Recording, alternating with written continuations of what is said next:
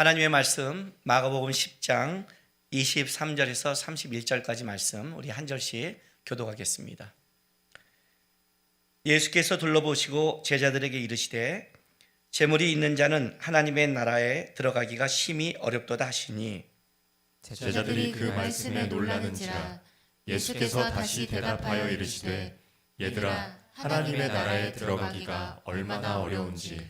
낙타가 바늘기로 나가는 것이 부자가 하나님의 나라에 들어가는 것보다 쉬우니라 하시니 제자들이 매우 놀라 서로 말하되 그런즉 누가 구원을 얻을 수 있는가 하니. 예수께서 그들을 보시며 이르시되 사람으로는 할 수 없으되 하나님으로는 그렇지 아니하니 하나님으로서는 다 하실 수 있느니라. 베드로가 여짜와 이르되 보소서, 우리가 모든 것을 버리고 주를 따랐나이다. 예수께서 이르시되 내가 진실로 너희에게 이르노니 나와 복음을 위하여 집이나 형제나 자매나 어머니나 아버지나 자식이나 전토를 벌인 자는 현세에 있어 집과 형제와 자매와 어머니와 자식과 전토를 100배나 받되 박해를 겸하여 받고 내세에 영생을 받지 못할 자가 없느니라. 같이 읽습니다. 그러나 먼저 된 자로서 나중되고 나중된 자로서 먼저 될 자가 많으니라. 아멘. 신앙생활을 하면서 하나님 앞에 헌신하십시오. 하나님 앞에 내려놓으십시오. 당신이 추구하는 것을 부인하십시오. 이런 말들을 들으면 우리가 이 말을 들을 때 아멘 하고 나오기보다는 굉장히 큰 부담을 갖게 됩니다. 아마 우리 신앙생활에 가장 힘든 게 뭐냐면 내가 바라보고 추구하는 것을 하나님이 인정하지 않는 것 같을 때. 그러니까 우리 신앙생활을 하는 사람은 한 번쯤 이런 경험들을 하는데 기도하면 저 하나님 뜻 알아요. 그리고 하나님이 나에게 원하는 게 뭔지를 아는데 그래서 예배 못 나오겠고 기도 못 하겠어요. 왜? 나는 아직 그걸 내려놓을 마음이 없으니까. 이제 이런 고백을 한단 말이죠. 근데 이제 이런 고백의 저변에는 뭐가 깔려 있냐면 이런 게 깔려 있는 겁니다. 하나님께 헌신하고 내 걸 내려놓고 부인하고 이렇게 나간다는 것은 나에게는 손해가 된다는 것. 하나님의 나라에는 큰 영광이 될지 모르겠지만 일단 이 현세를 살아가는 나에게는 내가 누린 걸 못 누리는 손해 같은 느낌을 받기 때문에 이 말이 나옵니다. 이게 이제 우리가 갖고 있는 그 큰 착각이죠. 이 부자 청년이 너희가 한 가지 부족한 게 있는데 그것을 다 가난한 자에게 나눠주고 나를 쫓으라. 이 말에 이 부자 청년이 느꼈던 거는 뭐냐면 그럼 내 것은 다 없어지는 거네. 내가 그동안 추구했고 쌓아왔던 그리고 내가 여태까지 열심히 해왔던 이 청년은 분명히 청년 때 관원직을 맡고 있었습니다. 그러니까 이건 어떤 말이냐면 그냥 그 부모로부터 모든 걸 물려받은 생각 없는 재벌 2세가 아니라는 뜻이죠. 왜냐하면 그가 청년 때 관원직을 맡으려면 열심히 살아온 그의 삶이 있었으니까 어렸을 때부터 계명을 지켰고 지금도 어떻게 하면 영생을 얻습니까? 이렇게 달려갈 청년이라면 이 청년은 아마 성실하게 살았습니다. 저도 예수님 앞에 내가 다 지켰습니다. 이 말을 했다면 그는 분명히 부모를 공경했고 부모를 공경한다는 것은 자기가 맡은 일을 소임을 잘 감당해서 벌써 젊은 나이에 이렇게 어떤 걸 자기가 만들어냈는데 예수님을 만나자마자 너가 여태까지 살아온 것이 참 훌륭하다. 청년 때 이 정도 너가 이룬 거는 굉장하다. 그런데 너가 한 가지 더 부족한 게 있는데 이런 걸 더 하면 된다 하면 그걸 인정받고 가야 되는데 오늘 주님께서는 그 청년이 여태까지 해온 거를 전부 다 인정하지 않은 거죠. 그러니까 뭐라 그래요? 너가 했습니다. 그러니 그럼 네 모든 걸 다 가난한 자에게 나눠줘라. 이렇게 되는 거죠. 이 말을 들으니까 청년은 자기가 여태까지 한 모든 것을 다 나눠주고 쫓으면 자기는 아무것도 없잖아요. 우리 생각을 한다면 나 그럼 거지 되는 건데 내가 이 땅에서 거지 되고 가면서 하늘에 보아? 그게 뭘까? 슬피며 돌아간 거예요. 이 청년이 슬피며 돌아가는 이것은 사실 우리가 신앙생활하는 이 땅에 사는 성도들의 모든 고민이고 또 우리도 사실 이 청년처럼 이렇게 살아가는 게 너무 많다는 겁니다. 근데 문제는 이거예요. 예수님께서 왜 이 청년에게 이렇게 했냐는 거죠. 왜냐하면 예수님께서 이 청년에게 얘기할 때 마가복음에 그 집어넣은 말이 있다고 했습니다. 마태와 누가에 없는 말씀 21절 말씀인데, 예수께서 그를 보시고 사랑하사 이르시되 이렇게 말합니다. 내게 아직도 한 가지 부족한 것이 있으니, 이런 겁니다. 그러면 예수님께서는 적어도 이 청년을 향해서 어떤 마음을 갖고 얘기했냐면 사랑하는 마음. 이런 거죠. 네가 지켰다고? 건방진 놈이? 야, 너 이거 지킬 수 있어? 이렇게 말한 게 아니라는 겁니다. 적어도 이 청년이 영생에 관한 질문하고 애써온 그거에 대해서 예수님은 어쨌든 그 청년을 향한 사랑하는 마음을 가지고 얘기한 겁니다. 그러니까 이 말은 무슨 말이냐면 이 청년을 위해서 얘기했다는 뜻이죠. 사랑하는 마음이니까. 그래서 너가 아직도 한 가지 부족한 게 있다라고, 이건 진짜 청년을 향해 가르치는 마음으로 얘기한 거예요. 근데 이게 이 청년에게 뭐예요? 그 예수님이 사랑스러운 마음, 자기를 위한 마음이 전달된 것보다는 뭐가 컸냐면 그가 붙잡은 그게 재물이 더 컸다는 거죠. 그러니 거기에 빠져 슬픔으로 간 거예요. 우리가 예수님께서 이 청년의 것을 빼앗으려고 한 게 아니라는 걸 좀 먼저 이걸 인지하고 봐야 됩니다. 자녀를 키우다 보면 어떤 때 부모가 자녀의 것을 뺐을 때가 있습니다. 근데 부모가 자녀의 것을 뺐을 때는요, 걔를 일부러 슬퍼하게 만들고 일부러 걔한테 해를 되게 그렇게 하는 부모는 아무도 없습니다. 부모가 그걸 뺐을 때는 그것이 자녀에게 유익되게 하기 때문에, 그것이 자녀에게 해가 되는 걸 알기 때문에 뺏는 겁니다. 주님께서 지금 이 청년에게 말한 이것은 이 청년이 그걸 붙잡으면 붙잡을수록 해가 되는 것이고, 이 청년이 그거를 예수님의 말씀을 따라 놓으면 유익이 되기 때문에 하신 말씀이지, 이 청년의 모든 걸 빼앗아 그래 너 이 정도 나 때 헌신하고 결단 없으면 나 못 쫓아와 하는 어떤 주님이 그 청년을 향한 시험이나 그런 것이 아니란 걸 아셔야 됩니다. 왜 이제 이런 거를 한지 우리 좀 기억해야 돼요. 왜 그 청년의 것을 다 부인하게 했을까? 도대체 왜 부인하게 했을까? 신앙생활 하면서 우리는 어떤 걸 자꾸 놓치냐면 이 땅에서 받은 축복이 그것이 하늘과 직결된다는 착각을 갖게 됩니다. 이게 이제 유대인들이 갖고 있는 축복관이고, 유대인의 축복관이 아니라 실제 이 세상을 살아가는 모든 사람의 축복관입니다. 내가 축복을 받았다고 한다면 적어도 이 땅에서 다른 사람과 다르게 축복받은 무언가가 있어야만이 내가 축복받았다는 것을 자기 스스로 증명하는 겁니다. 이제 벌써 코로나 바이러스로 이렇게 어렵잖아요. 힘들잖아요. 지금 성도들도 힘들고 많은 사람이 힘듭니다. 이런 생각을 하는 사람도 있어요. 내가 뭐 이렇게 잘못했나? 내가 하나님 앞에 뭔가 틀어져 있나? 왜? 기도하고 하는데 상황과 환경이 꼬이고 일이 안 풀리면 우리는 당장 어떤 게 되냐면 내가 뭘 잘못했나? 이런 생각이 듭니다. 자기를 점검하는 게 나쁜 건 아니지만 그 잘못했나 잘했나가 내가 세상의 일이 풀리냐 안 풀리냐는 기준을 갖고 있다면 이 기준은 틀어지게 되는 겁니다. 이것이 우리가 갖고 있는 기준입니다. 그러니까 우리는 욥을 굉장히 존경하지만 욥을 따라가고 싶지 않잖아요. 어떤 성도는 자기는 그래서 욥기를 안 본답니다. 욥기 앞에 1장 앞에만 본대요. 그 뒤에 가면 이제 다 망해버리니까. 왜? 그 다음부터 욥은 1장 이후부터 이제 어마어마하게 당하잖아요. 1장 후부터 당하잖아요. 엄청나게 당하잖아요. 그리고 나중에 가서 이제 끝날 때 그 욥기를 보면 이런 거예요. 그 영화를 보면 재난 영화 있죠. 재난 영화 앞에 3분 편하고 끝날 때 2분 편하고, 그 다음부터 뭐예요? 중간은 전부 다 이제 그 재난에 도망 다니고 무리하고 막 가슴을 재고 있는 욥기를 보면 앞에 처음에 편하고 끝날 때 편하고, 그 과정은 뭐예요? 끔찍하잖아요. 근데 우리가 욥기를 보면 욥은 분명히 세상 사람 속에 하나님께서 사단 앞에서 의인이라고 인정한 사람인데, 이런 의인도 고난을 받는다면 이제 이게 싫은 거예요. 왜냐하면 우리는 일단 땅에서 편하고 싶은 게 우리의 욕구죠. 욕구죠. 이걸 못 내려놔요. 그러니까 그것 때문에 하나님께서 우리를 요구할 때 그것이 복되다는 생각이 아니라 일단 땅에서 내 거를 빼앗긴다는 이게 크기 때문에 어떻게 돼요? 하나님이 가족 얘기하면 가족도 그래?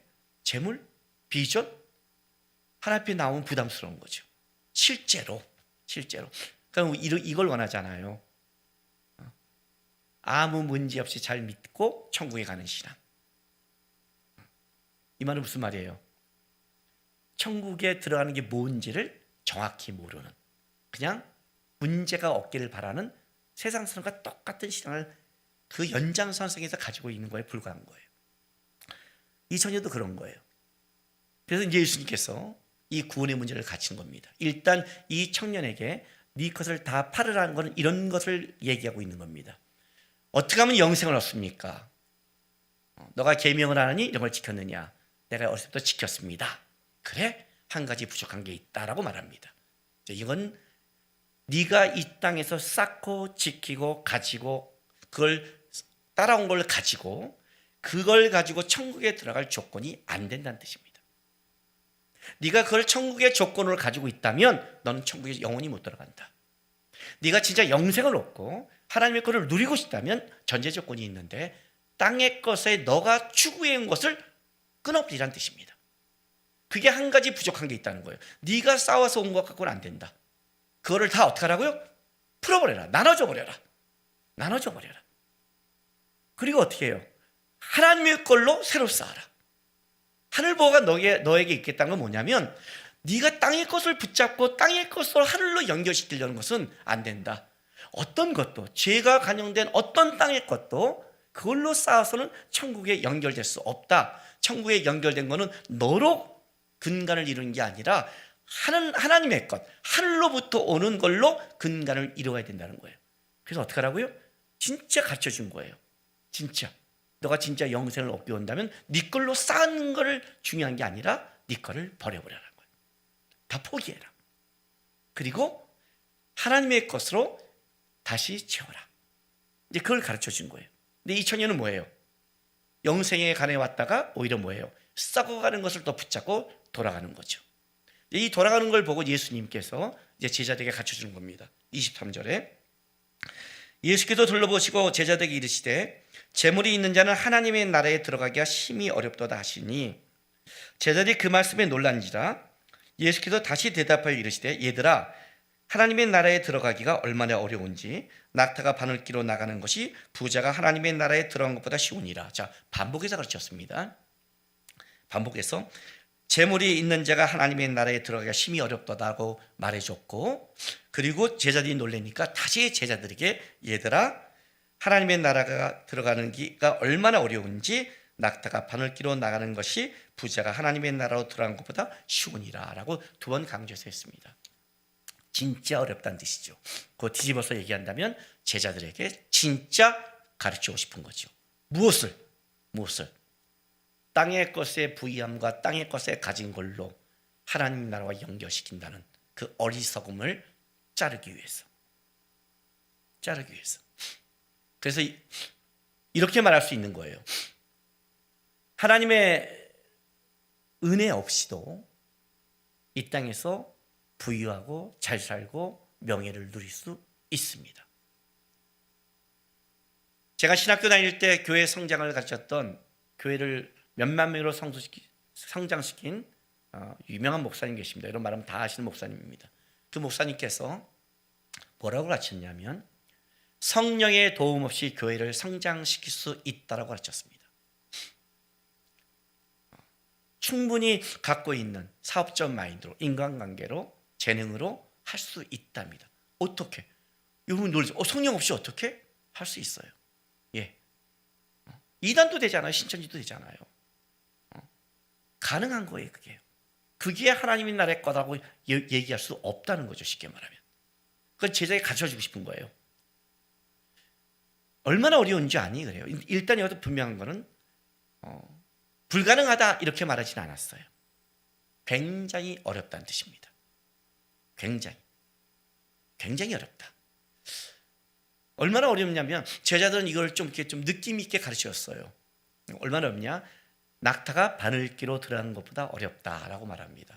이거는 바늘기 그러면 우리는 이제 그 옛날 어머님들이 이렇게 바늘에다 이렇게 해서 이만한 낙타가 이리로 들어가는데 어떻게 들어가 불가능하다 이제 이렇게 보는데 그걸 말하는 게 아니라 예루살렘 성에는 바늘귀 문이라는 게 있습니다. 언제 그 문을 사용하냐면 낮에는 이제 그 성문 큰 데를 사용하지만 이제 밤이 되면 그 성문을 다 닫잖아요.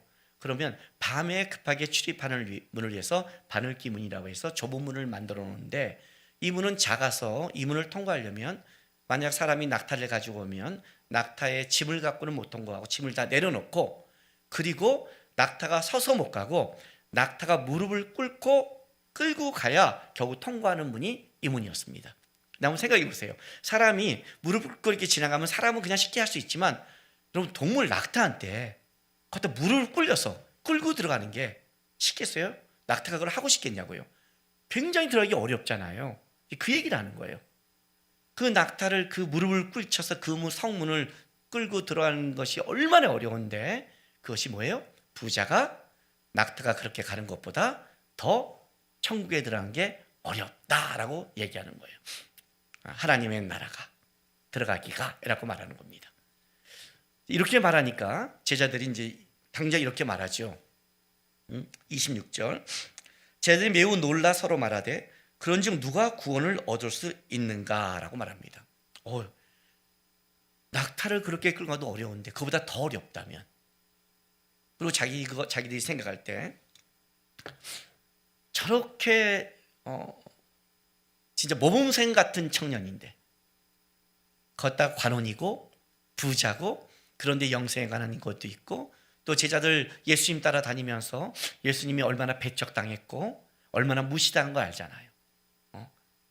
또 죽이려고 한 것도 알고 그런데 이 정도 관원됐으면 아쉬운 게 없는데 그가 예수님 앞에 와서 선한 선생님이요 하는 그 인격, 그 열심, 삶을 보면 아니 이런 사람이 천국에 못 들어가?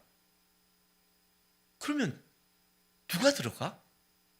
이렇게 되는 거예요. 우리식으로 한다면 저런 사람도 못 가면 누가 들어가? 라고 이제 고민하니까 예수님께서 천국에 들어가는 그 방법이 뭔지를 이제 설명하는 겁니다. 자, 27절 보세요. 예수께서 그들을 보시며 이르시되 사람으로는 할 수 없으되 하나님으로는 그렇지 아니하니 하나님으로서는 다 하실 수 있느니라. 자, 구원의 방법에 대해서 가르쳐 준 겁니다. 어떻게 하면 제가 영생을 얻을 수 있습니까? 사람의 거는 안 돼 그래요. 사람의 거는 안 된다는 게 뭐예요? 이런 거죠. 영생을 들어가는 사람에 있는 생각의 첫 번째 조건이 뭐예요? 나는 안 된다는 겁니다. 내가 어렸을 때부터 쌓았습니다는 대답이 아니라 나는 아무리 해도 안 됩니다가 전제가 되는 겁니다. 이 말은 나중에 예수님께서 이제 고난주간에 들어가서 십자가에 못 박기 직전에 자기가 곧 잡힐 거를 얘기하고 베드로의 부인 그 장면에 올 때 베드로가 뭐라고 그래요? 저는 죽기까지 주님을 따르겠습니다고 말을 해요. 베드로의 진심이죠. 근데 예수님이 뭐라고 그러죠? 똑같이 맥락에서 얘기를 해요. 너가 날 부인하다. 그러나 네가 돌이킨 후에 이렇게 말합니다. 돌이킨 후에 뭐예요?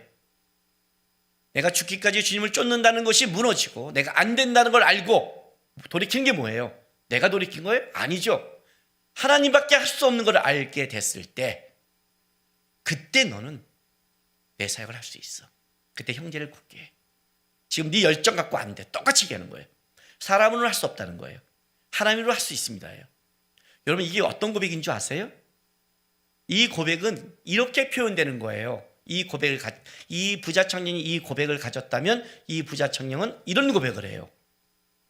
하나님, 저는 죄인입니다. 이런 고백을 해요. 우리가 신앙 고백할 때 주님 나는 죄인입니다. 이게 무슨 뜻이에요? 그냥 난 죄인이다. 윤리도도 또 죄다. 나는 그냥 하나님이 죄인이니까 죄인이다. 이런 뜻을 가진 게 아니에요, 여러분. 내가 죄인이란 건 이거예요. 죄인이 하는 게 죄밖에 못 만들잖아요. 하나님만이 의를 만드는데 이 청년이 어렸을 때부터 나는 이걸 지켰습니다가 아니라 네가 어렸을 때부터 한 것은 다 네가 죄인이라는 것을 입증한 것밖에 안 돼 이거예요. 진짜 이 청년이 제대로 했고 율법이 원하는 도까지 갔다면 이 청년은 이 고백밖에 나올 수밖에 없어요. 내가 지키려고 노력했는데 결과가 지킨 게 아니라 오히려 내가 지킬수록 어떻게 돼요? 죄만 지었습니다. 어떻게 하면 나는 구원받을 수 있겠습니까? 이 고백이에요. 우리가 말한 나는 죄인입니다가 뭐예요? 사람으로는 할 수 없습니다. 이 고백이에요. 하나님으로 할 수 있습니다는 뭐예요? 하나님 당신밖에 없습니다. 이게 우리의 고백이에요. 구원이란 땅의 것이 연결되지 않는다는 거예요. 구원이라는 것은 땅의 것이 부인돼야 돼요. 누구든지 나를 따르는 자기를 부인하고 자기 십자가를 지나는 것이 불교 용어처럼 나를 따라가는데 나를 부인해야 주님을 쫓는다는 그런 윤리 도덕을 말하는 게 아니에요. 나를 부인한다는 게 뭔지 알아요? 여러분 신앙생활 할 때 나를 부인해야지. 그러니까 부인 못해요. 내가 죄인인 줄 알면 부인해요. 내가 죄인 줄 모르는 거예요. 해보세요. 하나님, 나는 선한 걸 아무것도 만들 수 없습니다. 사도 바울의 고백처럼 오라 나는 곤고한 자로다. 누가 이 사망에서 몸에서 나를 구원하랴. 이해가 돼요? 그게 이 얘기라는 거예요. 슬픔으로 돌아간다? 아직 지가 누군지를 모르는 거예요. 자기를 못 보고 있어요. 사람으로는 할 수 없다 이거예요. 그 청년에게 사랑하는 마음으로 주님이 갇힌 거예요. 재물을 나눠주라는 거는 너가 쌓아놓은 것을 다 내려놓고 죄를 쌓아왔거든요. 내가 쌓은 건 다 죄예요. 그 죄의 덩어리를 다 내려놔야만이 어떻게 돼요? 하늘로부터 치운 걸 갖고 쫓아갈 수 있다는 거예요. 모르는 거죠.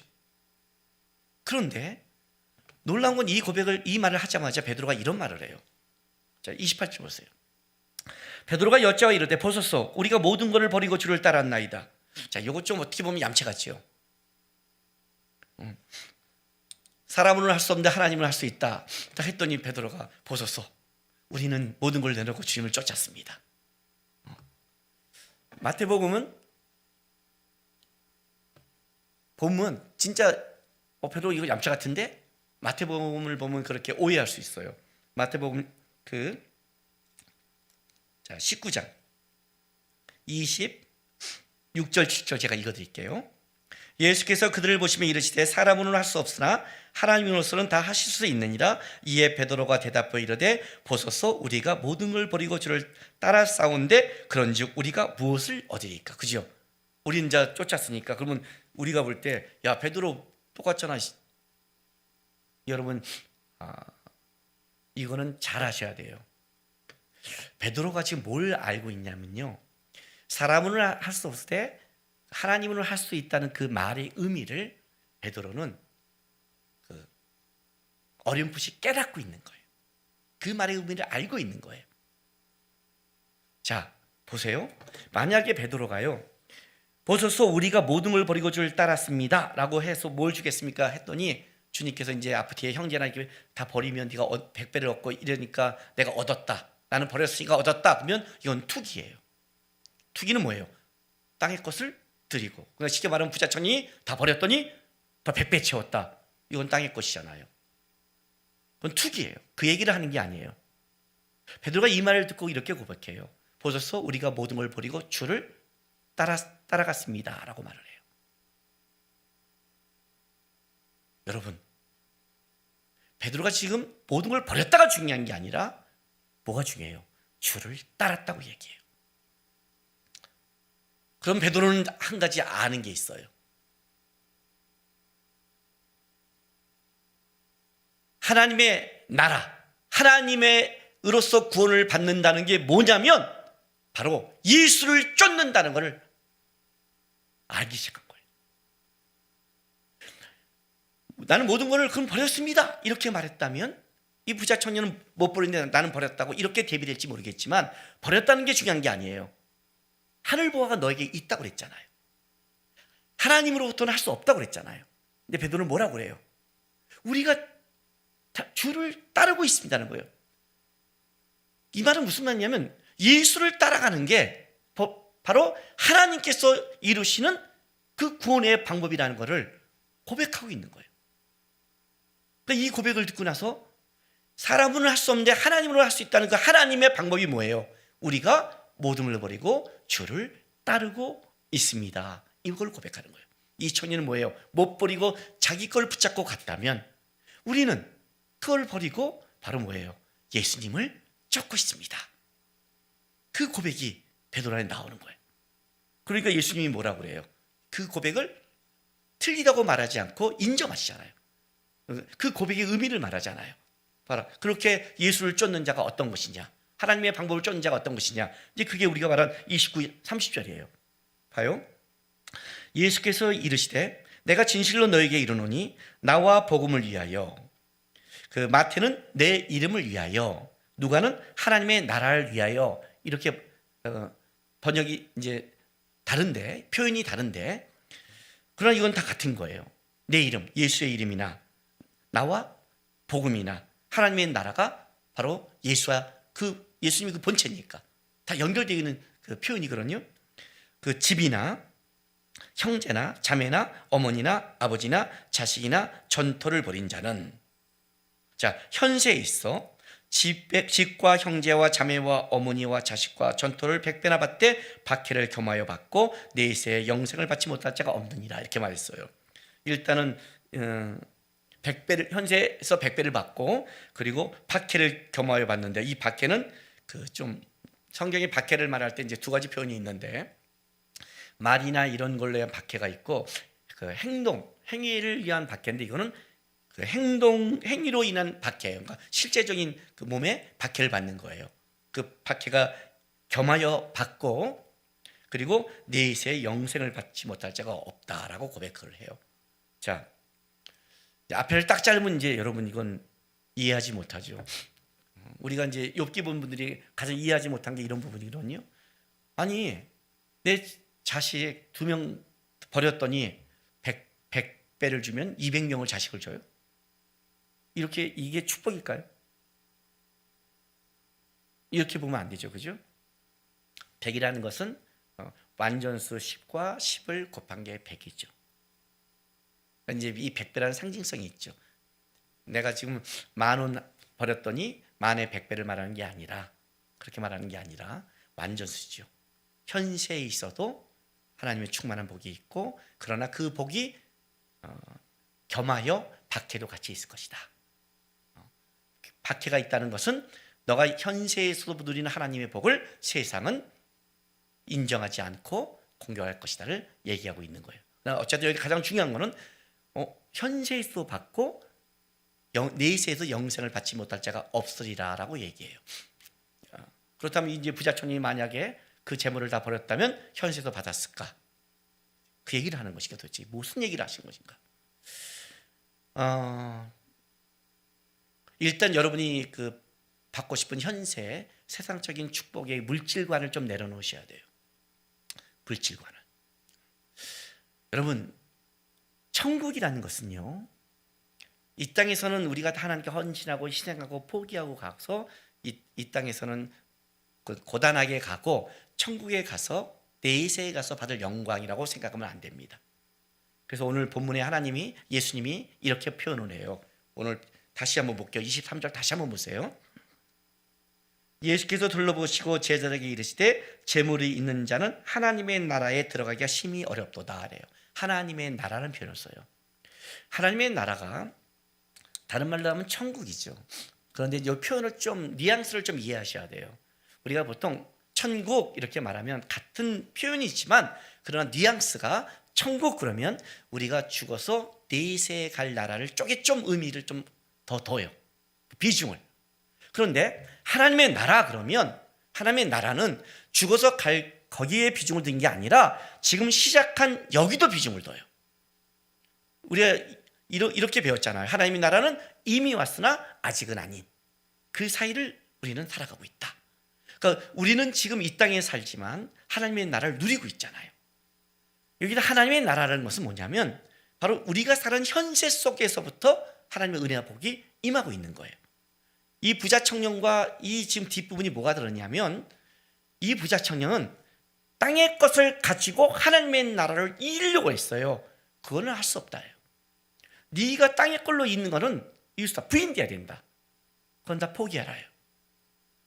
그런데 너가 그걸 포기하고 난 죄인임이라고 예수를 쫓기 시작한다면 예수를 쫓는 것은 이 땅에서 헌신하고 포기하고 내려놓고 그리고 천국에 받는 복이 아니라 이 땅에서부터 현세로부터 뭐가 있어요? 하나님으로 주는 복과 은혜가 이 땅부터 있다는 거예요. 그거는 너가 만든 게 아니라 예수를 따르면서 예수로부터는 이 땅에 은혜와 복이 있다. 그것은 이 땅에서 끝나는 게 아니라 천국까지 이어지고 있다는 거예요. 하나님이 시작한 복은 이 땅에서 끝나는 복이 아니라 이 땅에서 시작하여 천국까지 이어지는 복이고, 너가 시작한 이 땅의 복은 이 땅의 것으로 갔다가 이 땅이 망할 때 썩어서 끝나버리는, 천국에서는 소용없는 썩어지는 복이라는 차이가 있어요. 근데 여기서 뭘 지금 강조하냐면 딱 두 가지가 강조돼요. 하나는 가족이에요. 그걸 아주 조목조목 얘기하죠. 가족의 이야기를. 그리고 가족과 뭐예요? 재물이에요. 딱 이 두 가지를 얘기해요. 보면 집이나, 그죠? 형제나 자매나 어머니나 아버지나 자식이나, 그리고 뭐예요? 전토. 집이나 전토예요. 부동산이죠. 한국 사람들이 그렇게 꿈꾸는 부동산. 그죠? 집과 전토가 많으면 얼마나 부자겠어요. 그리고 가족이에요. 그러니까 쉽게 말할게요. 이 땅의 사람들이 가장 복받고 싶은 소유욕 뭐예요? 가족과 재물이죠. 그 소유욕이에요. 너가 시작한 소유욕, 네가 지킨 소유욕, 네가 만든 소유욕, 그건 어떻게 된다고요? 하나님의 은혜와 복을 이어갈 수 없다는 거예요. 그런데 그 버렸다는 건 이런 뜻을 가지고 있어요. 그것이 하나님께로 가서 나는 내려놓고 하나님이 그걸 붙잡고 한, 하나님이 붙잡은 가정과 하나님이 붙잡은 주시는 그 재물은 뭐와 연결되냐면 땅의 것이 아닌 하늘의 것과 연결될 수 있는 유일한 거란 뜻이에요. 이것 때문에 주님이 뭐예요? 부자 청년에게 사랑하는 마음으로 뭐라고 그래요? 내려놓으라는 거예요. 네 것을 포기하라는 거예요. 현재 네가 온 그 방법으로는 땅으로 썩어질 것이다. 그것을 부인해라. 그걸 하나님의 방법으로 다 풀어라. 분명히 약속한데 하늘의 보호가 있다. 근데 우리는 땅의 보호를 원하니까 그 말의 의미를 모르는 거예요. 이걸 누가 이해하느냐? 삭개오가 이해를 해요. 나중에 그 삭개오는 그냥 하늘의 보호가 맛본 순간 당장 어떤 일이 보자면 예수님이 그렇게 말했는데 그것을 하늘의 보호와 땅의 보호까지 갖게 돼요. 여러분 삭개오 거지 안 됐어요? 우리는 그게 하늘의 것이 안 보이니까 어떻게 돼요? 덜덜덜 떨고 있는 거예요. 덜덜덜 떨고 있는 거예요. 너가 붙잡은 그 소유욕, 땅의 것에 붙잡은 소유욕으로는 영적인 걸 이어갈 수 없다.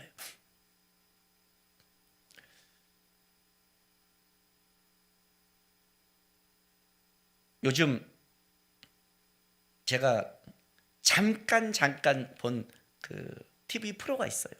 아주 잠깐 봤어요. 나중에 제가요 이거 좀 집중적으로 보려고 그래요. 그게 뭐냐면 개는 위대하다. 어떤 잠깐 제가 저기 머리 자르러 가갖고 기다리다가 10몇 분 동안 그 미장원에서 보고 있었거든요. 근데 이제 그 사람이 개 조련을 하는데 그걸 잠깐 보는 거예요. 근데 재밌는 게 뭔지 아세요? 거기서요? 그 조련사가 개를 할 때 주인한테 오히려 이렇게 하세요. 들어가세요. 나가세요. 뭐 주인이 그러면 안 되는데 그래요. 그러면 주인을 혼내요. 그렇게 하니까 안 되는 거라고. 당신이 잘못한 거라고. 그 제목은 개는 위대하다고 치면 안 될 것 같아요. 우리 개가 달라졌어요. 이렇게 줘야 돼요. 우리 아이가 달라졌어요. 다 어른 문제죠? 개 문제도 어른 문제예요. 어떤 사람들은 이렇게 말해요. 당신이 개를 키울 자격이 없다고. 당신이 개를 망쳤다고 그래요. 빠지라고 그래요. 그리고 이 조련사가 딱 잡았더니 개가 잡히는 거예요.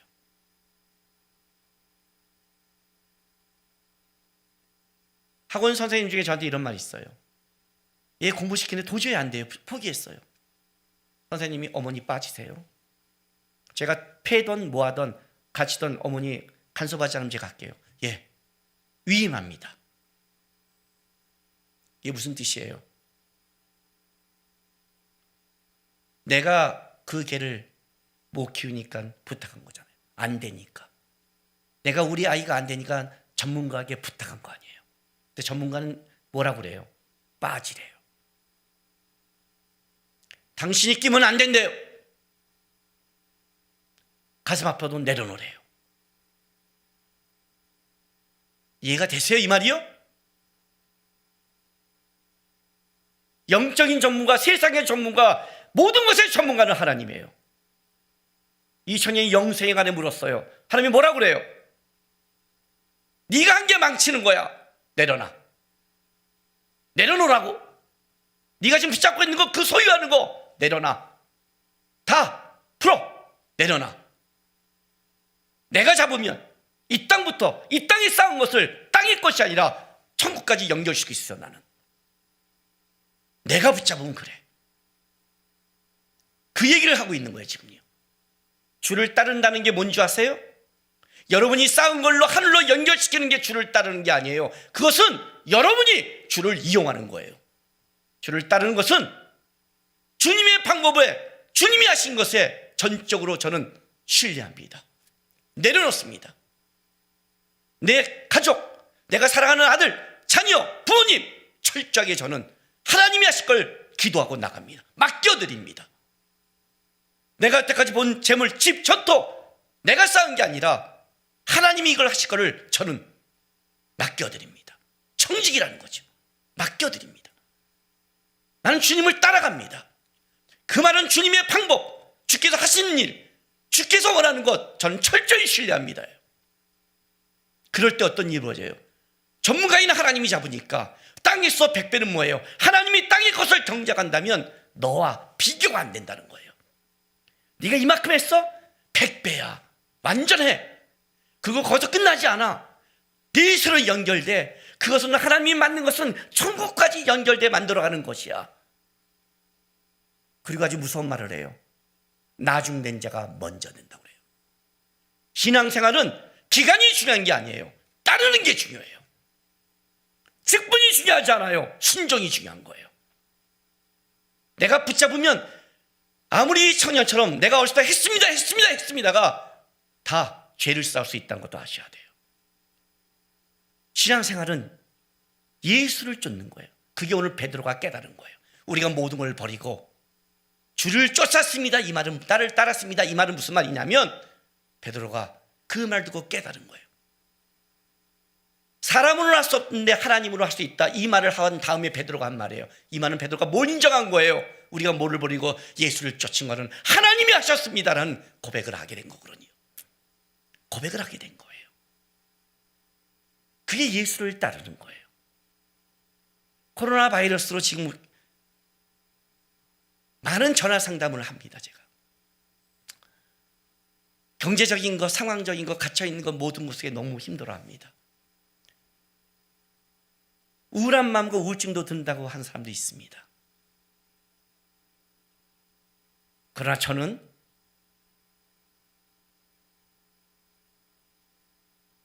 더 주님과 깊게 교제할 수 있는 시간이기도 합니다. 앞서서 망할까 두려워하지 마십시오. 조금 답답하다고 해서 숨차다고 말하지 마십시오.